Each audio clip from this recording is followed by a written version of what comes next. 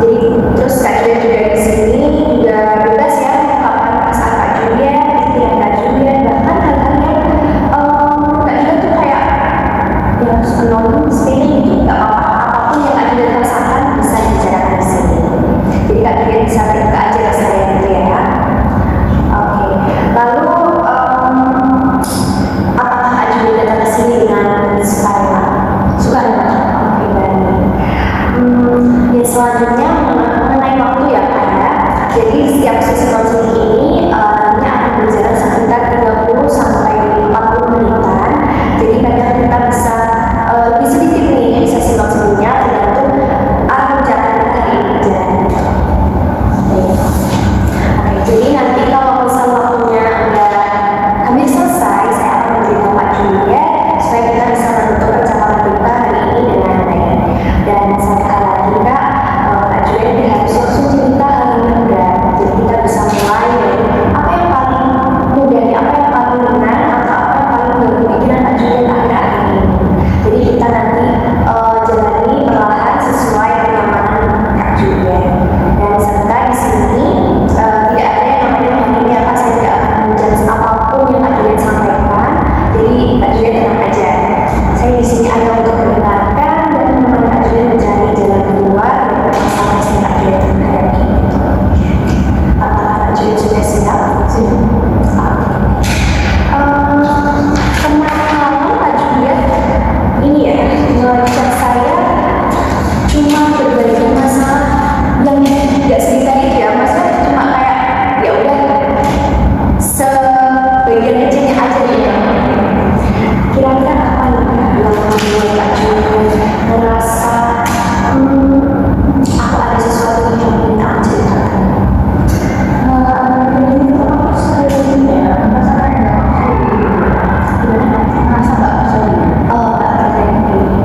Kalau boleh tahu gak percaya diri ini kayak gimana? Kadang itu sering kayak apa ya, validasi ini butuh validasi selalu bukan selalu lipat dan biasa kan. Jadi validasi itu kadang itu sampai orang menulis waktu ya butuh validasi. Kak Juliet pengen harusnya Kak Juliet butuh validasi kayak gimana nih? Tentang apa? Kamu cantik terus ya aku cantik lah ya.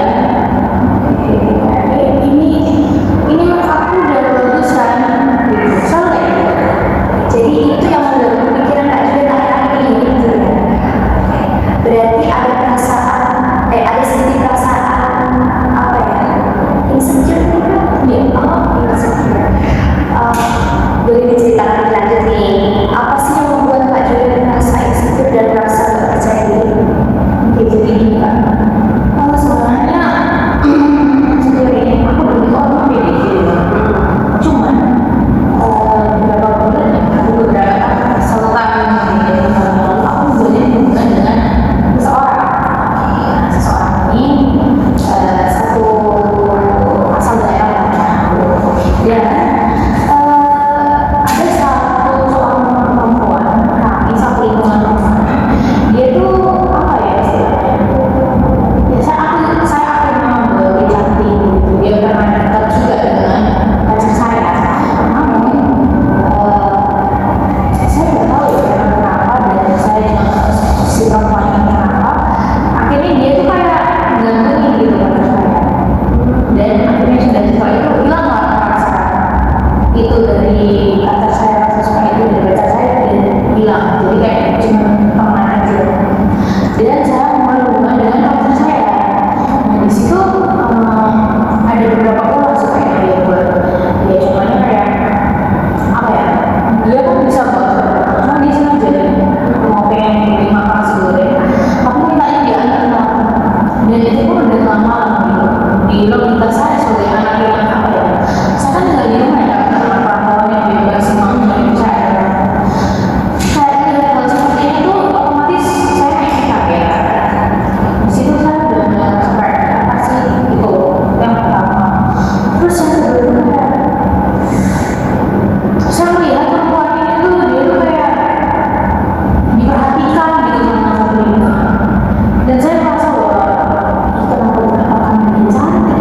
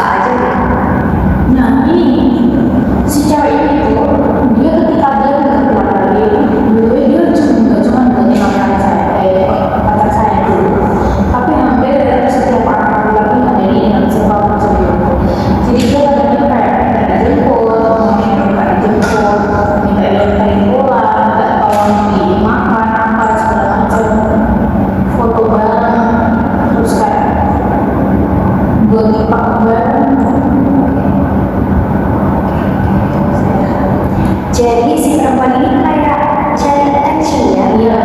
orang lain terutama lawan jenis gitu ya. Apa nih yang membuat Kak Julian bisa naik pitam selain masalah tadi yang Kak Julian tahu? Memang satu kali dia saya tahu kan maksudnya timur kalau pasti rasa ininya harus lebih kuat. Cuma saya lihat kayak ada satu kali di acara itu saya sama pacar saya belum dua, dia zaman saya belum dua. Kaget ini saya lihat ternyata mereka berenang nih.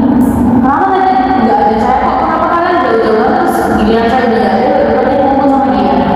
Setelah naik pitam dan jujur saya mukul pacar saya kalau mukul pacar karena saya tipe orang yang tidak bisa mentolerir hal seperti itu, apalagi kalau maksudnya kalau kamu ngomong dia aja tidak usah datang dengan apa ya kayak nggak usah bahas gitu. Maksudnya kalau mau dia di luar sana nggak usah bikin sakit hati.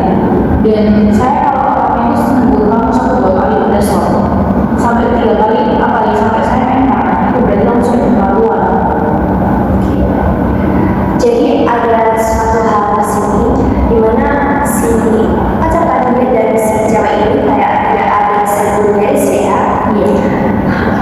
Dan Kak Julian merasa kayak apa ya, kayak perasaan Kak Julian seperti ini sama pacar Kak Julian dengan kejadian-kejadian yang sudah Kak Julian tahu tentang mereka berdua.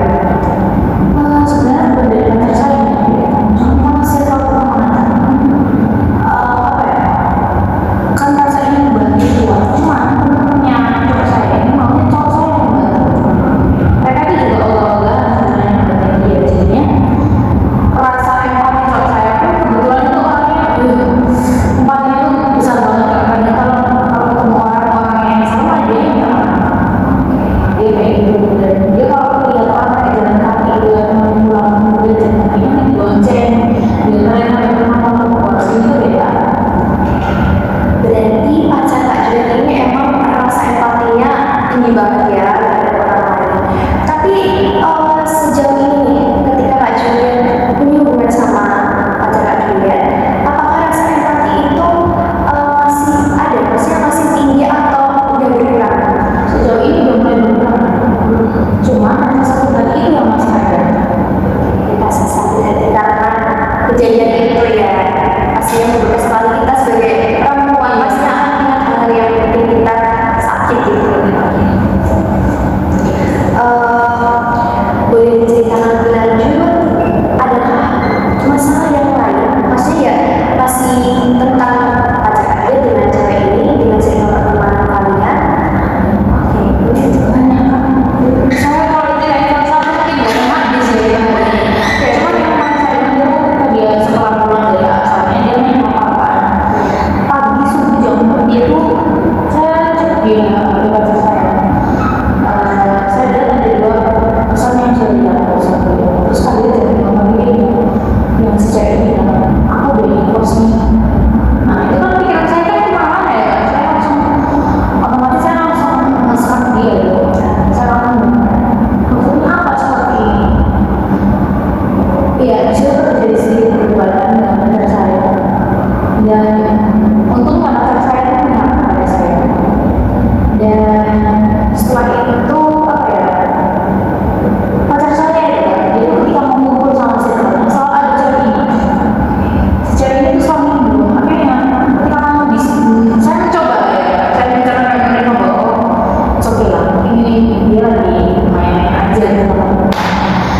Muncullah dia sebenarnya selalu gitu. Pokoknya fasenya ketika cowok saya mau main cewek ini ada sampai nanti kali ya 2 kali saya nganterin temen pacar saya main.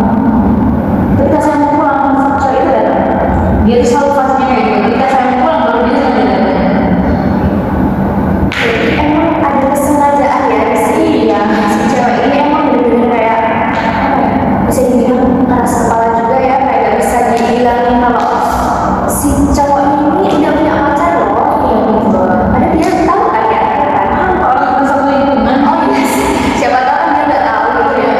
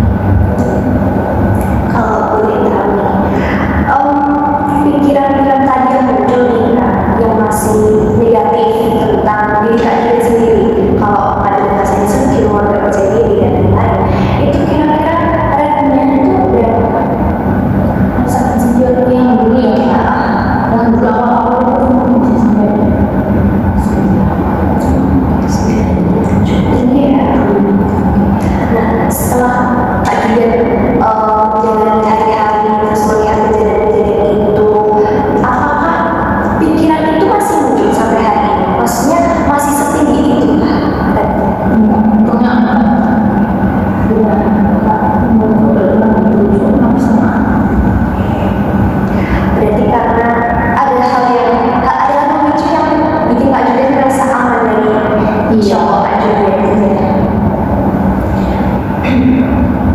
Oke, baik Kak Juliet. Tadi Kak Juliet udah merealisasikan bahwasanya cowok Kak Juliet memberi rasa aman ya, dan selalu memvalidasi nih rasa Kak Juliet tentang kekhawatiran tentang diri Kak Juliet sendiri. Oke, kan tadi Kak Juliet udah bilang mereka udah berkurang nih ya, karena ada faktor yang bikin Kak Juliet merasa aman ini. Nah, apakah ketika kita bisa mengganti pikiran itu untuk yang lebih positif, apakah itu bisa lebih menurut Kak Juliet? Bisa. Oke, sama seperti yang coba bilang kalau setiap orang pasti punya kelebihan dan kekurangan masing-masing Kak Juliet. Itu pasti di setiap manusia pasti ada ya Kak Juliet. Untungnya Kak Juliet bertemu dengan cowok seperti itu dan memberikan rasa aman, memberikan rasa apa ya, penuh kasih sayang lah pada seorang perempuan, dan memberikan validasi perasaan yang cukup oke nih gitu ya. Sama apa yang dikatakan cowok Juliet itu benar, bahwa setiap manusia punya kelebihan dan kekurangan masing-masing, dimana mungkin iya benar si cewek tadi itu cantik, famous, dan orang-orang mungkin bakal lebih perhatian ke dia karena tadi pasti tahu kan cantik itu iya, jadi yang pertama tadi pasti menang yang kayak orang lain pasti pikirnya kayak gitu kan, padahal itu juga gak jadi jaminan kok Kak Juliet, bahwasanya gimana pun orang itu cantik, tapi kalau kelakuan itu kita gak bisa bilang cantik, karena pasti orang lain yang benar-benar melihat kita kayak bisa coba dilihat, pastinya melihat Kak Juliet ada sesuatu hal yang bikin dia tertarik nih, bikin dia aku harus beli Juliet aja nih, ada ini tentang kita dan lain-lain dibandingkan dengan si cewek ini. Jadi kembali lagi bahwasanya semua manusia punya kelebihan dan kekurangan masing-masing.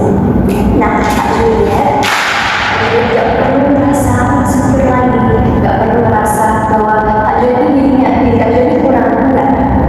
Semua orang tuh pasti punya porsinya sendiri-sendiri.